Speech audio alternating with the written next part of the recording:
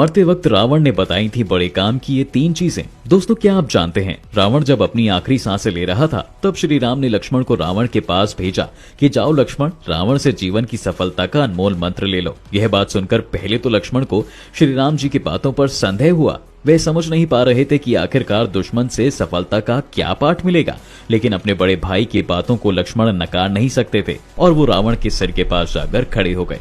रावण अपने जीवन के अंतिम क्षण में था, उसकी सांसें कभी रुकती तो कभी चलती।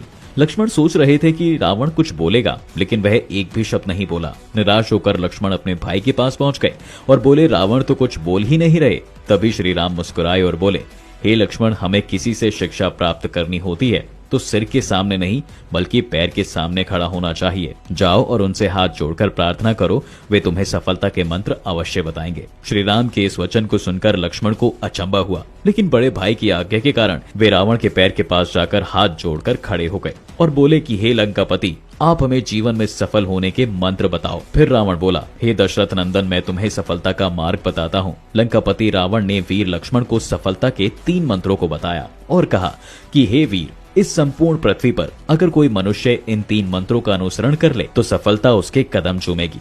पहला, शुभ काम में देरी नहीं करनी चाहिए। रावण ने लक्ष्मण से कहा कि हे वीर, किसी भी शुभ काम में देरी नहीं करनी चाहिए। शुभ काम का विचार जब भी मन में आए तो उसे तुरंत करनी चाहिए। मैं श्री राम को पहचान नहीं सका और उनके शरण में आने से देर कर दी, इसी कारण मेरी यह हालत हुई। दूसरा, अपने शत्रु को कभी कमजोर नहीं समझना चाहिए। रावण का दूसरा उपदेश यह था कि इंसान को कभी भी अपने शत्रु को खुद से कमजोर नहीं समझना चाहिए, क्योंकि कई बार जिसे हम कमजोर समझते हैं वही हमसे ज्यादा ताकतवर साबित हो जाता है।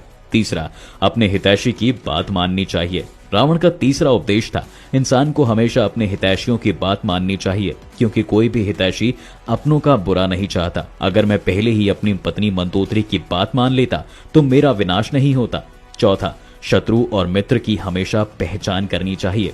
रावण का चौथा उपदेश था, हमें शत्रु और मित्र की हमेशा पहचान करनी चाहिए। कई बार जिसे हम अपना मित्र समझते हैं वो ही हमारे शत्रु साबित हो जाते हैं, और जिसे हम अपना पराया समझते हैं असल में वे ही हमारे अपने होते हैं। इन सभी उपाय को बताकर रावण बोला, हे अयोध्या नंदन, अगर मैंने सबकी बातों को मान लिया होता तो मेरा संहार नहीं होता। हमने राम को पहचानने में देर कर दी। कौन मित्र है कौन शत्रु इसकी पहचान भी नहीं कर पाया।